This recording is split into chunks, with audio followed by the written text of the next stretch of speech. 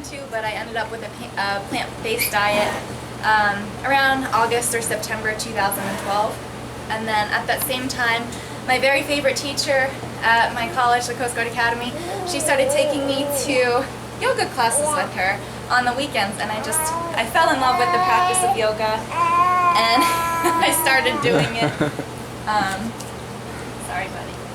I started doing yoga almost every day for the next several years, and I became a yoga teacher, a 200-hour certified yoga teacher in March 2015, and then I became a 500-hour certified yoga teacher in May 2016.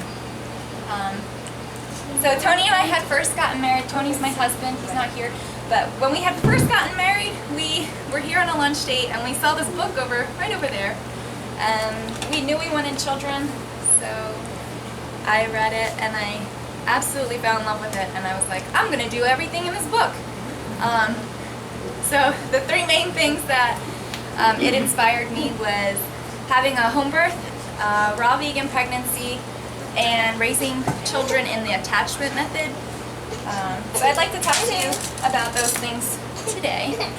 And I would love to tell you that I had a raw vegan pregnancy like the women in the book, but I didn't even make it 2 months. It was very challenging, and I was so sick.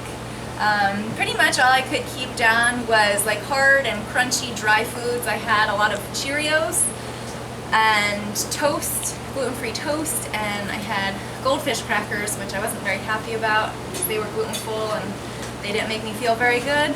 But so I ate that. It was really upsetting to me because I ate mainly plant-based, like I was saying. But every time I went into the grocery store in the produce section, I would get so sick. Or every time I opened the refrigerator door, I got so sick. I think it was something with the coolant chemicals, because it's the same smell that you smell when you turn on the air conditioner, or you walk into an ice skating rink. It just made me so sick. So pretty much the only fruits I ate during that first trimester was pineapple and bananas, because they didn't have to go in the refrigerator. But then my second trimester happened, and I felt so much better, and I was eating raw vegan breakfasts and lunches, and then Pizza Hut for dinner. I honestly don't understand it. I had to have that pizza. It was ridiculous. I had to. Like the Amy's gluten-free pizza with vegan cheese, that just didn't suffice. And I knew that my body was telling me that I was missing some kind of nutrients that I wasn't getting from my smoothie for breakfast or my banana whip for lunch that I was having every day. So I was just like, well, I'll just have it. And then I'm glad though, I told my midwife, I was like, I don't know why I want this. And she told me every time I'm craving that pizza to have something salty instead and see if that helps. And then she also told me to include pumpkin seeds every single day. And I'm really glad that she told me those things because it made such a difference. And so for the end of my pregnancy, I was able to eat a lot closer to how I was eating before I got pregnant, which I was happy about because Kino was finishing up his development and getting ready to join us in the world, and I wanted to have all the best for him throughout that final development stage. And then also throughout pregnancy, I continued doing yoga, not every day, but a lot of the days, just shorter. It was very fluid motion. It was like watery. I don't know how to explain it. It was very fluid motions. And I also continued teaching. I taught every weekend, just once, and until a month before I had Kino. And then I took a break because I was really hot and tired. I had him in September, so it was August in Virginia. So after reading all the really beautiful home birth stories in this book, I was set. I really liked the idea of having a baby in a comfortable environment. It was familiar. I didn't really like the idea of having a baby in the hospital. I don't really like doctors. I hate needles. Absolutely hate needles. So I did not like the idea to begin with. The Coast Guard requires you to confirm your pregnancy in the clinic. And then, so at that appointment, they assigned me to an OBGYN, and they got me by saying that the hospital birth would be covered by the insurance, but my home birth wouldn't be. So I went with that for a little bit, but it wasn't meant to be from the start. It wasn't. We did not get along. We did not agree. They weren't willing to compromise policy. I wasn't willing to compromise what I thought was right. And so ultimately I fired them when I was 6 months pregnant, and I had no set plan, and I just had a really pretty visualization of what my birth would look like. I started researching online home birth midwives in my area, and I found and interviewed two, like their websites that I was like, oh, these look like potential midwives for me. I interviewed 2 of them. I hired the second one on the spot. I really liked her energy. She gave me answers that kind of went along with how I think, and I liked that. And I really liked her organization. I'm very organized. Everything has to be just so. And she was too, so I liked that a lot. I also hired a doula. Her name was Diana, and I loved her. And then I hired a birth photographer named Michelle, and I liked her a lot too. So for the rest of my pregnancy, my last 3 months of pregnancy, I really enjoyed going to my prenatal appointments just because my midwives, Dana and Ryan, they were just amazing, and it felt more like a social visit, so that was awesome. And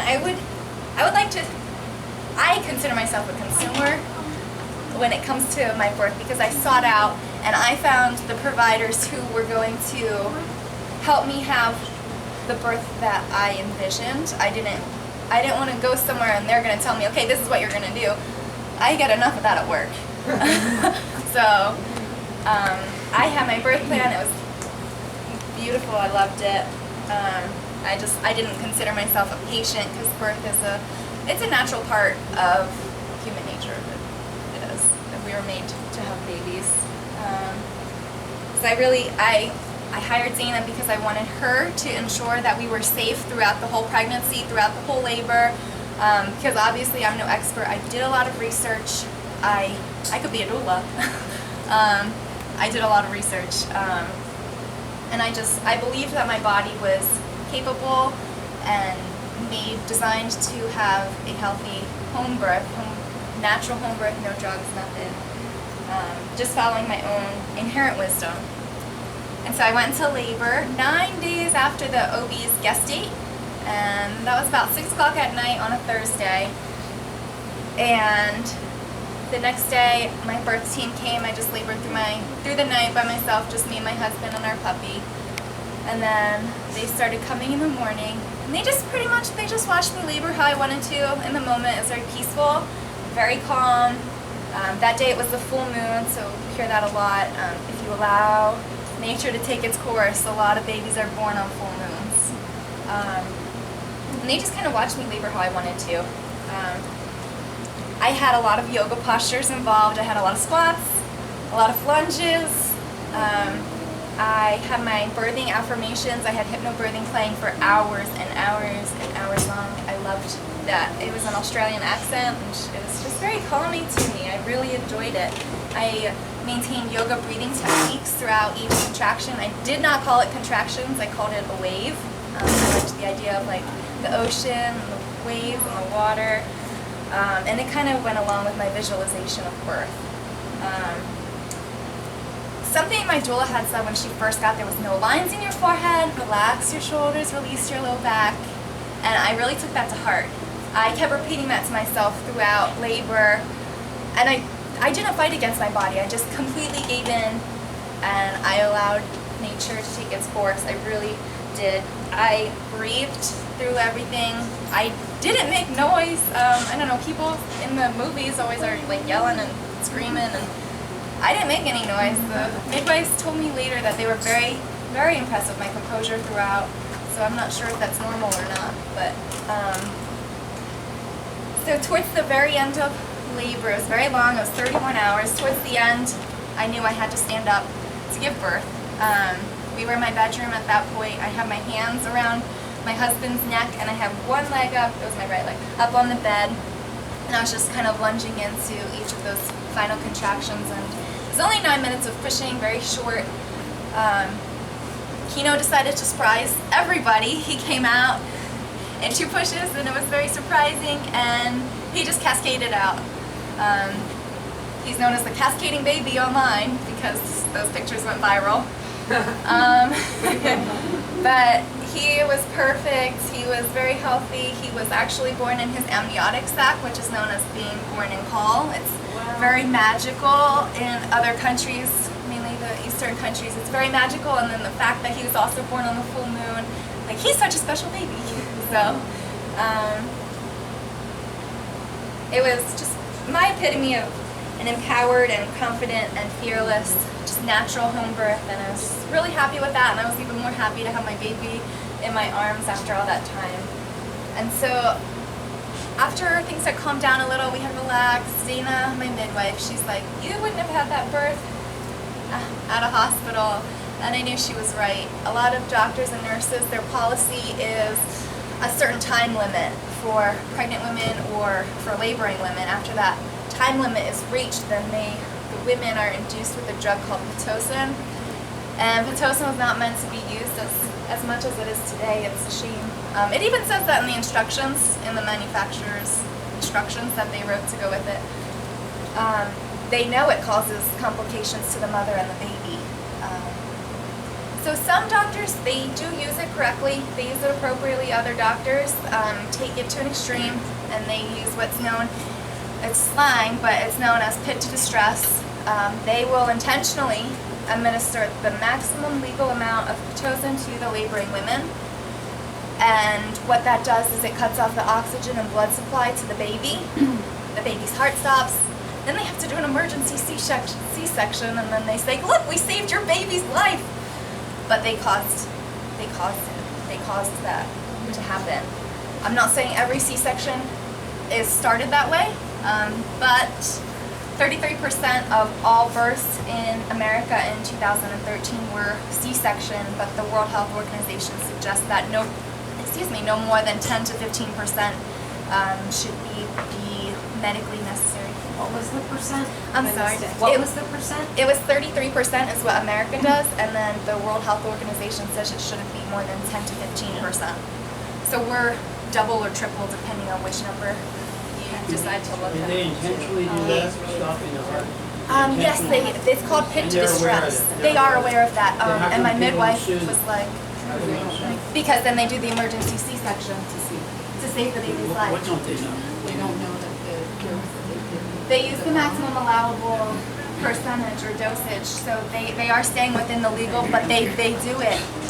They do the max that they possibly can. The UCC, sue the crap. I don't know law stuff. They're not doing anything right. They're not doing anything illegal, but they're giving it to them. No. Oh, the women don't realize that they're doing anything. But a lot of women in the hospital are restricted to their beds for laboring and in delivery. They were at the OBs. That was their policy at the ones I fired. So to labor in that position, so you can imagine it's like the slanted bed resting, your back rests on the slant. That position was actually started by male doctors who were forcibly extracting babies using forceps and vacuums, and they found that position to be most convenient for them, and it's just never changed since then. That was probably a long time ago. Have you seen this documentary, The Business of Yes. Being Born? Uh-huh. Okay. Yeah, So I one of loved the things it. you're saying, like, oh, that was in that documentary. Yeah, I watched that I think 3 times when I was pregnant. I liked it a lot. So also in the hospital, babies are taken right away for newborn procedures such as washing, and then just like the eye stuff and everything. The babies are taken right away. My baby, and this was part of my birth plan, he was put right on my chest, and we had more than an hour of time to get to know each other before before they did the measuring and the weighing. So he had calmed down right away. So the last way that this book influenced me was with the attachment parenting. And that consists of 3 things. It's breastfeeding, baby wearing, and co-sleeping. And we do all 3 things, and we love all 3 things. So breastfeeding is very special to Kino and me. It was really, really, really hard at the beginning. Kino did not latch on for 72 hours. My doula came pretty much exactly 72 hours after, and she helped us latch, but I was feeding him colostrum, do an eyedropper. He had a tongue tie that was found when he was 2 weeks old, so I was just completely bleeding and it was extremely painful. And then I had an oversupply of milk somehow, and so I don't know if he wasn't drinking enough or I was just making so much that I had an oversupply, so that caused plucked ducts and an infection called mastitis. And I also had some pretty bad postpartum depression. Just my husband was underway. He got underway 24 hours after I delivered Keno. So on a submarine, they don't have email, and they don't have other ways of communication. So that was it was rough. But anyways, I kept breastfeeding through all of that because I knew that it was the absolute best thing for Keno. Breastfeeding, it keeps the baby warm. It shows them that you love them. It's a place that's very comfortable for them to be. And then also it's the world's most perfect food, and Arnold says that too. It has every single vitamin, every single mineral, every single nutrient that's ever been found. The ones that haven't been found, ones that have been found but not named yet, found but not synthetically reproduced yet. It has everything that baby needs. And it even changes itself to suit exactly that baby at that moment. It changes meal to meal. It changes if a baby communicates a certain germ to the mother, the mother's body start immediately producing antibodies for that specific germ, and then it's released back through the milk. So it gets antibodies immediately. It's amazing. And then it also changes depending on how hungry or thirsty the baby is. So depending on how much the baby takes in at a certain nursing session, it'll make that same amount for the next time. So I just think that's really fascinating. And then this is really cool too. The action of breastfeeding actually massages and exercises the baby's jaw in a way that it develops more fully than a baby that's fed with a bottle. So you'll notice